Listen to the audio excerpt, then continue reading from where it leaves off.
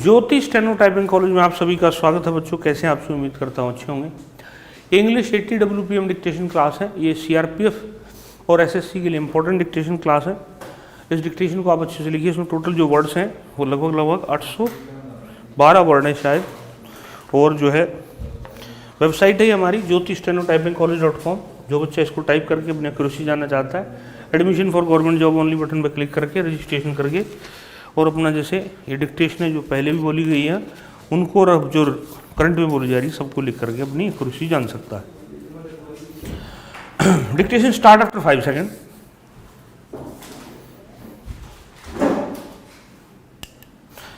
The First World War 1914-18 was mainly fought in Europe, but its impact was felt around the world. Notably, for our concerns in this chapter, it plunged the first half of the 20th century into a crisis that took over 3 decades to overcome. During this period, the world experienced widespread economic and political instability and another catastrophic war. The First World War, as you know, was fought between two power blocs. On the one side were the allies Britain, France, and Russia, later joined by the US, and on the opposite side were the Central Powers Germany, Austria, Hungary, and Ottoman Turkey. When the war began in August 1914, many governments thought it would be over by Christmas. It lasted more than 4 years. The First World War was a war like no other before. The fighting involved the world's leading industrial nations, which now harnessed the vast powers of modern industry to inflict the greatest possible destruction on their enemies. The war was thus the first modern industrial war. It saw the use of machine guns, tanks, aircraft, chemical weapons, etc. on a massive scale. These were all increasingly products of modern large scale industry. To fight the war, millions of soldiers had to be recruited from around the world and moved to the front lines on large scale industry. To fight the war, millions of soldiers had to be recruited from around the world and moved to the front lines on large ships and trains. The scale of death and destruction, 9 million dead and 20 million injured, was unthinkable before the industrial age without the use of industrial arms. Most of the killed and maimed were men of working age. These deaths and injuries reduced the able-bodied workforce in Europe. With fewer numbers within the family, household incomes declined after the war. During the war, industries were restructured to produce war-related goods. Entire societies were also reorganized for war. As men went to battle, women stepped in to undertake jobs that earlier only men were expected to do. The war led to the snapping of economic links between some of the world's largest economic powers, which were now fighting each other to pay for them. So Britain borrowed large sums of money from US banks as well as the US public. Thus the war transformed the US from being an international debtor to an international creditor.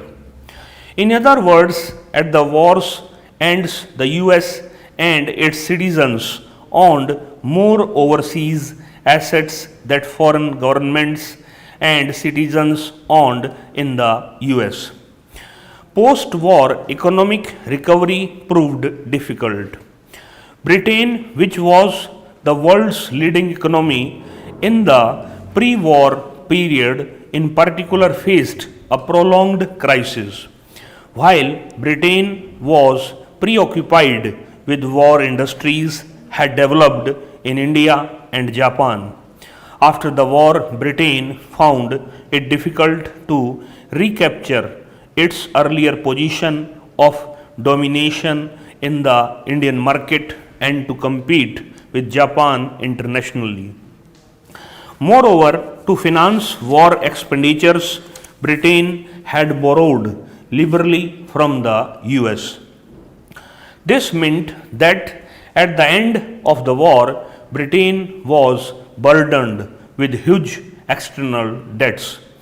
The war had led to an economic boom that is to a large increase in demand, production and employment. When the war boom ended, production contracted and unemployment increased.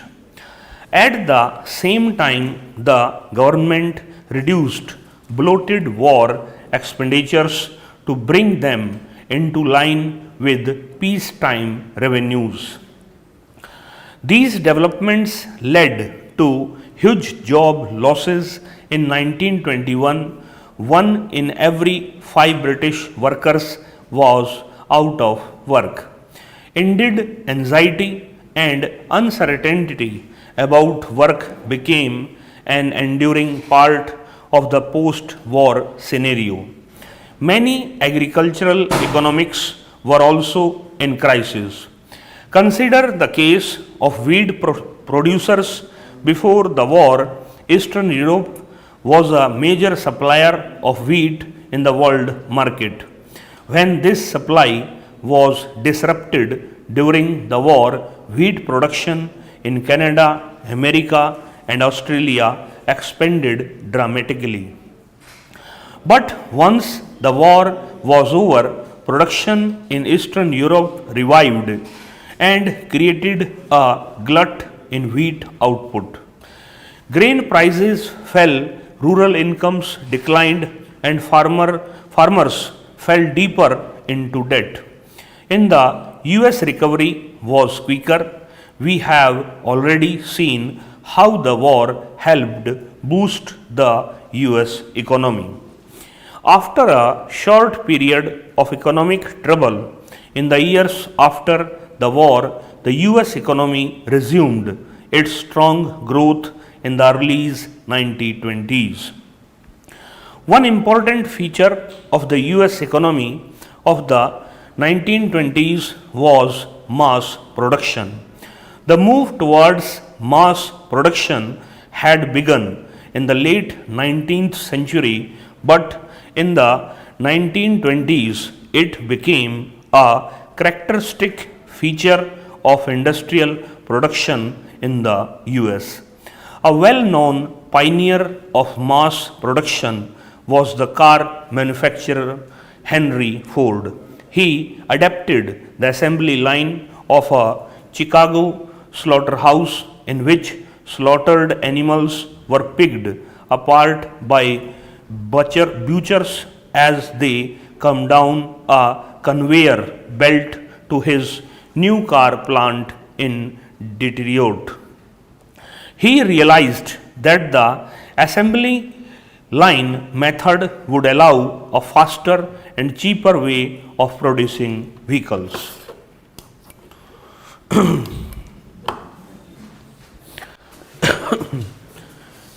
ये English 80 WPM new dictation 7 के नाम से जो है folder में लग गई है। पहले उसको अच्छे से पढ़ेंगे, फिर इसको बाद में वहाँ जाकर टाइप कर देंगे और अपने एक्यूरेसी को चेक करेंगे। वहाँ पर आपको स्पेलिंग भी जैसे मिल जाएंगी और जो है क्या कहते हैं, जैसे आज जैसे आप लिखिए, कल जैसे आप इसकी आउटलाइन देखना चाहें तो जैसे डाउनलोड PDF करोगे तो वहाँ PDF भी इसकी आपको मिल जाएगी आउटलाइन की। इस क्लास के अंदर इतना ही बच्चा। नमस्कार बच्चों।